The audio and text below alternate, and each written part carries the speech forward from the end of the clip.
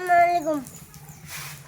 হে রাসূল, তোমায় ভালোবাসি অন্তরে, শুধুই মুখে নয়।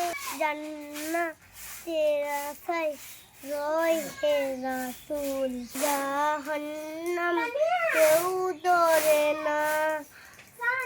তোমার নাম শুনিলাম, এই চোখে দেখলাম না। এই সুর যদি শুনে থেকো আর দূরে থাকিও না।